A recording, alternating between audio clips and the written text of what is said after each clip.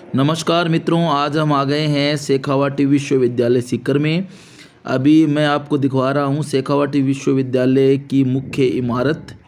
इससे मैं बाहर निकल पड़ा हूँ क्योंकि मुझे किसी काम से जाना था और वहाँ पर मैं चला गया और उसके बाद इस बिल्डिंग से, जहाँ पर अकाउंट सेक्शन के और जो अन्य कार्य हो रहे थे, वहाँ से मैं निकल चुका हूँ। और इसमें जो ये अन्य एक भवन है, क्योंकि इसमें प्रमुख रूप से काफ़ी चीज़ें आपको मैं दिखाऊंगा। यहाँ पर ये कि इस बिल्डिंग के सामने एक ऐसा तालाब सा बना हुआ है, बहुत ही अच्छी बिल्डिंग है। देखिए आप इसको, एकदम शानदार और राजस्थानी जो महल होते थे उसके अंदाज से ये बिल्डिंग और ये विश्वविद्यालय है वो बनाया गया है। और हम साथ साथ में चलते हैं, देखिए बिल्डिंग को देखते हुए। और ये जो बिल्डिंग है ये मुख्य रूप से प्रशासनिक विभाग है और इसमें आप देखेंगे कि सभी जो कार्य हैं वो सही तरीके से संपादित होते हैं। विश्वविद्यालय अपने समस्त कार्य है वो करता है। ये विश्वविद्यालय प्रमुख रूप से कटराथल में है।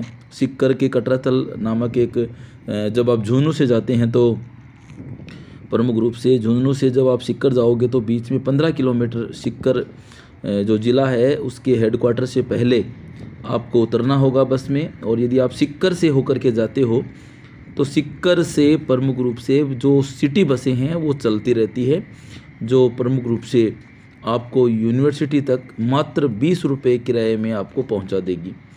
तो विश्वविद्यालय है, ऑन हाईवे पर है, तो आपको किसी भी प्रकार की कोई असुविधा नहीं होगी, क्योंकि ये जो भवन है ये प्रमुख रूप से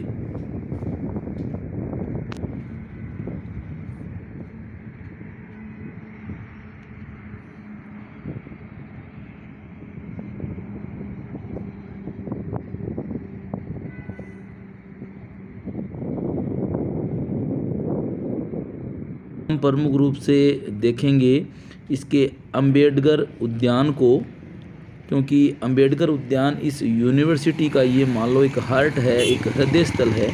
ये देखिए, और इसके अंदर हम एंट्री करेंगे अब। संविधान पार्क, यानी अम्बेडकर संविधान के निर्माता कौन थे, अपने आप को पता है, अपने प्रारूप समिति के अध्यक्ष बाबा साहब अम्बेडकर थे और उसी के लिए ये संविधान पार्क है वो बनाया गया है। इसमें जगह जगह पर नेहरू जी की फ़ोटो है, एक जगह संविधान के कुछ जो अनुच्छेद हैं वो लिखे गए हैं। इसमें राजस्थान के कुछ राजा हैं उनके चित्र हैं, कुछ पनिहारियों के चित्र हैं, ये देखिए। और इसमें ये उद्यान है, ये बालिकाएं हैं, इसमें ये अपना अध्ययन कार्य है वो कर रही हैं।